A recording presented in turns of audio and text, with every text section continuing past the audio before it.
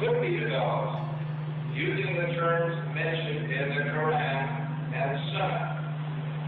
The proposal system is simple, comprehensive, and conforms with present embryological knowledge.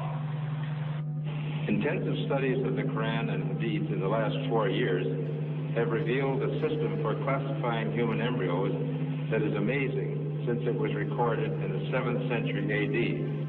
As far as it is known from the history of embryology, little was known about the staging and classification of human embryos until the 20th century.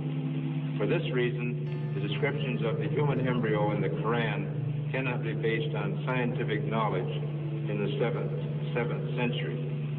The only reasonable conclusion is that these descriptions were revealed to Muhammad from God. He could not have known such details because he was an illiterate man with absolutely no scientific training. It has been a great pleasure for me to help clarify statements in the Quran about human development. It is clear to me that these statements must have come to Muhammad from God or Allah, because almost all of this knowledge was not discovered until many centuries later. This proves to me that Muhammad must have been a messenger of God or Allah.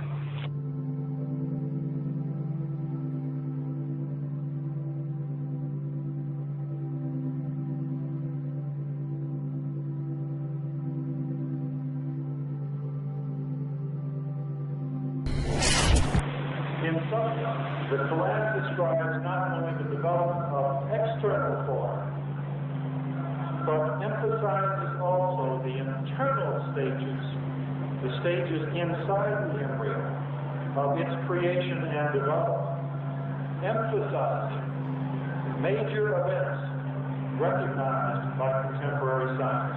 Thank you for your attention. As a scientist, I can only deal with things which I can specifically see. I can understand embryology and developmental biology. I can understand the words that are translated to me from the Quran. As I gave the example before, if I were to transpose myself into that era, knowing what I do today and describing things, I could not describe the things which were described. I see no reason, I see no evidence for the fact to refute the concept that this individual, Muhammad, had to be developing this information from someplace.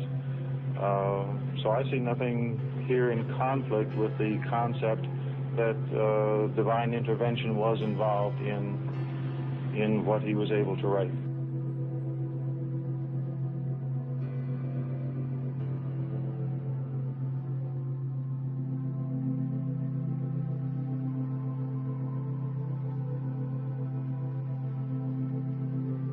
Actually, I'm very much impressed by finding true astronomical facts in Quran. And for us, we modern astronomers have been studying very small fields of the universe. We concentrated our efforts for understanding of very small parts, because by using telescope we can see only a very few parts of the sky without thinking whole the universe. So by reading Quran and by answering to your questions, I think I can find my future way for investigation of the universe.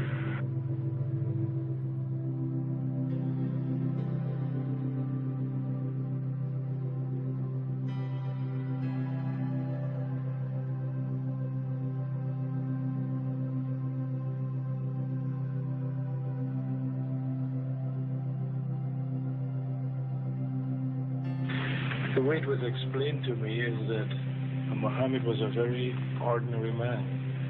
He couldn't have read, didn't know to write. In fact, he was illiterate. And we're talking about 1,200 years ago. You have someone, a literate person, making profound pronouncements and statements that are amazingly accurate of a scientific nature. And I personally can't see how this could be a mere chance. There are too many accuracies. And like Dr. Moore, I have no difficulty in my mind reconciling that this is a divine inspiration or revelation which led him to these statements.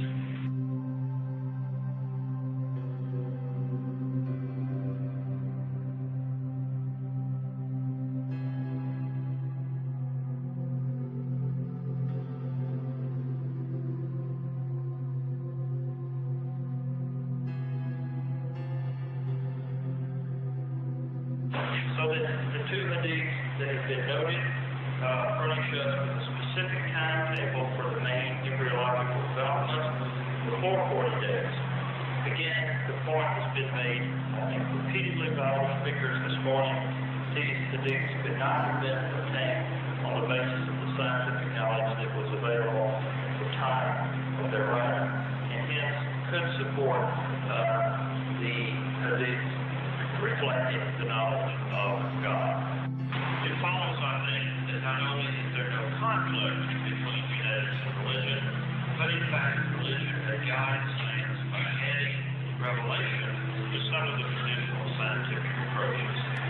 That there exist statements in the Quran shown centuries later to be valid, which support knowledge in the Quran having been derived from God. Thank you very much.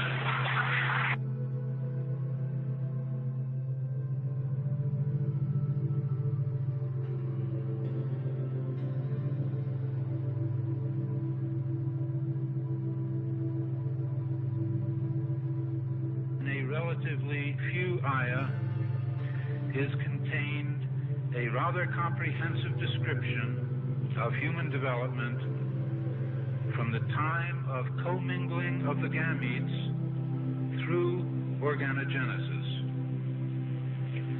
No such distinct and complete record of human development, such as classification, terminology, and description, existed previously. In most, if not all instances, this description antedates by many centuries the recording of the various stages of human embryonic and fetal development recorded in the traditional scientific literature.